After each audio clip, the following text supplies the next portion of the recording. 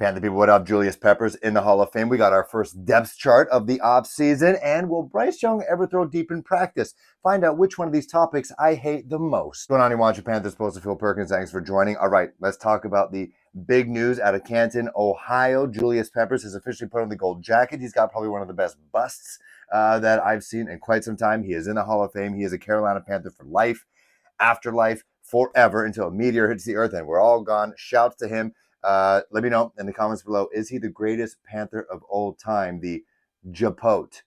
Is he the greatest Panther of all time? Let me know. Is it him? Is it Steve Smith? Is it Cam Newton? Is it Bryce Young? I don't know. But I still remember as a 15-year-old, cannot drink, even though drinking age in Canada is 19. I was at a Hooters, of all places, watching the Carolina Panthers, who I always had an eye on, taking on Michael Vick and the Atlanta Falcons. And it was Julius Peppers, I think, either picked off Michael Vick or had a fumble recovery, and he leapt into the end zone. And I was like, that man is a defensive end. That was the first time I saw a two-sport athlete where I was like, dang, I could actually believe that he could excel at both basketball and football. Just an absolute beast. And if there was anyone on the field that could catch Michael Vick in full sprint, it was Julius Peppers. The latest depth chart, or the first depth chart coming out of training camp, has been released. There are a couple surprises here, especially in the wide receiver group, which we know is very, very crowded. But it's all chalk when it comes to the other things that really do matter as well. The interior offensive line, the outerior offensive line. Ikem Ekwonu, still your starting left tackle. Damian Lewis, makes sense. They're paying the man as left guard, despite the fact that he's injured right now. Austin Corbett at center. Cade Mays, his backup. Robert Hunt, putting on the right side of the guard, and then Taylor Moton as the right tackle. Brady Christensen backing up Robert Hunt. Jonathan Zavala, he is now the left guard. And then when it comes to wide receivers, this is where it gets kind of interesting. So Adam Thielen, obviously, wide receiver 2. Deontay Johnson, wide receiver 1. Terrace Marshall Jr., his backup.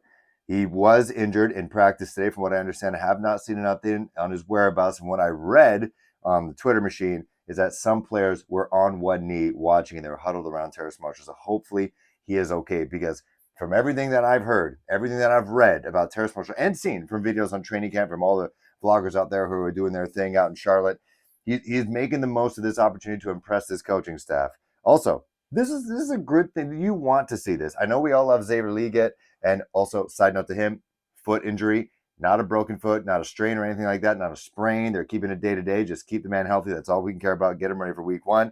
Maybe some reps in the preseason game later on. I don't know what the term is, but you want all the boats to rise up. We just talked about Terrace Marshall. Jonathan Mingo, I think, was unfairly maligned in his rookie year. We had a carousel, same thing that kind of hurt Bryce Young in his rookie year. First of all, you had a quarterback that had way too many, people talking to his head. We had a coach that was jettisoned halfway through the season, screw up the offensive scheme. It's only going to hurt a rookie wide receiver who is completely dependent on who his quarterback is. So Jonathan Mingo, wide receiver 3. So in the depth chart, it's Deontay Johnson, Adam Thielen, Jonathan Mingo, Terrace Marshall, Xavier Leggett. And so Xavier, who is currently hurt right now, Terrace Marshall hurt. But, when you see Xavier on the field, off the field, this guy looks like a wide receiver 2, no doubt. But he's got to earn his stripes. He's going to earn his stripes, and he's going to do it. It's going to take time. I know we're hype about him. We're hype about the guy. We're hype about what we're seeing on the practice field. But Deontay Johnson is the alpha here. Adam Thielen also having a great camp. Jonathan Mingo, he is fighting off the rookie. That's the kind of stuff you want to see, because he Xavier Leggett, and maybe Terrace, maybe it's Jalen Coker, who is third string behind Xavier Leggett here. You want Mingo and Xavier and Terrace. You want them to groom each other. Sounds awful, but you want them to make each other better, because when the Adam Thielens are gone, you need somebody to step up. In terms of the running back room, Chuba Hubbard at number 1, Miles Sanders right behind him, Raheem Blackshear. I think Raheem could try real hard, and you could put a bet on him that he could maybe supersede Miles Sanders. But again, this is practice. Miles Sanders also having a good practice right now in training camp, and so I'm seeing a lot of videos of him bursting through the middle, blah blah blah blah. But again, this is practice. We'll see we'll see what happens when they're playing a team that actually doesn't they don't pay their paychecks. But Chuba Hubbard, you see in the offseason, could be propaganda, whatever you want to call it, but the guy's been lifting heavy, cleaning like 300-400 pounds, and Coach Canales loves what he's doing in terms of running angry. Jonathan Brooks, obviously not on the depth chart. He is physically unable to perform right now. He's getting ready from the ACL, but I could see him obviously getting on slowly. But as the season goes on, I could see him starting eating snaps from the Raheem Blackshears and the Miles Sanders out there in the world. DJ Johnson. He's the first dude. No one's really superseding him there. Outside linebacker, it's going to be Jadeveon Clowney and DJ Johnson. Again, I know I've seen that on Twitter as well, that DJ Johnson's impressing. Again, I know he doesn't look like a Brian Burns. Like Brian Burns looked like a superhero. DJ Johnson does not. And I understand he's got the caveat of the Panthers trading up to get him. He wasn't a sexy name. Even the analysts out there who, let's be real now, they are the guys who guide us in terms of how we feel initially when it happens. And unfortunately for some guys, if they don't have a great rookie season, they kind of go back to that instant analysis when it happens on draft day. So DJ Johnson, give the guy a chance. Jadeveon Clowney and DJ on the two bookends on the defensive line. And again, I've said this in previous videos. If the Panthers finish in the top 5 and the top 10 in the draft, I see them targeting an outside linebacker, an outside defensive end, because I think the defense needs some love, no doubt. It needs an injection of blue-collar, blue-chip talent that they lost in Brian Burns. But in the meantime, DJ Johnson's our guy. Let me know what you guys think about this depth chart. Are you excited that Jonathan Mingo is stepping up? That he is the third wide receiver on the board and it's not Xavier, despite the hype.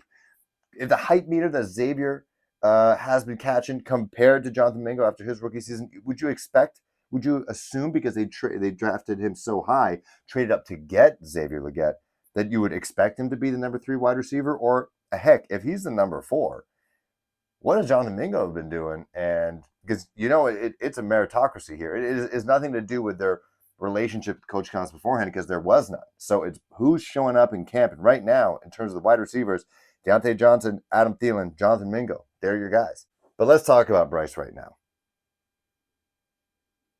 Are we really going to talk about his passing and what he's doing on 11 on 11s during training camp? Are we really going to talk about that? I didn't even know that was a thing, but I'm obviously not in Charlotte.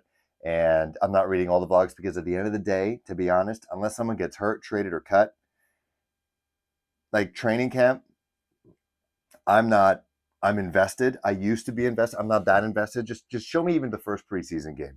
I'll take that because I care about guys like Jalen Coker. I want to see how he does in preseason, against live bullets like the New England Patriots that they will in just a couple of days.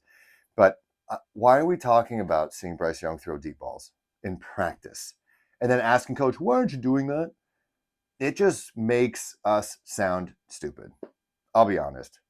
He's the coach. He's getting paid millions. We are not. I guess it's in our right to ask these questions, but it just sounds like you don't trust him. And it's already seeming like you're planting doubt in Bryce. And it's training camp.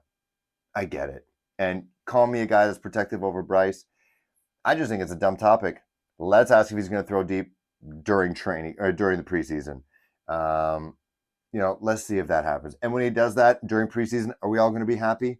Sure, for a second, and then we're going to try. Are we going to start? Are we waiting again? We're going to be a meme about like the amount of days between deep passes over 30 yards by Bryce Young. Like I don't need to hear that. I don't need to hear about it. I just don't care. I just don't care. Like I just practice and I'm thinking back now. I do remember last preseason during Frank Reich's first preseason games. I think everybody was a little shocked. This all-star cast and coaching side. And the offense seemed really vanilla. No motions, nothing.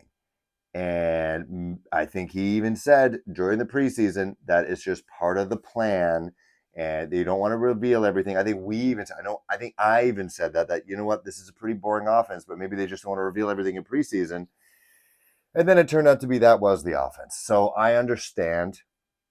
So everything I just said, I understand that we're all hurting. Again, I started this channel when they traded for Sam Darnold. And so it has not been easy for anybody. And so for us to see Bryce doing checkdowns and doing, 20-yard dig routes and all that stuff and throwing, short passes, checkdowns in the middle and onto the sidelines, it's great.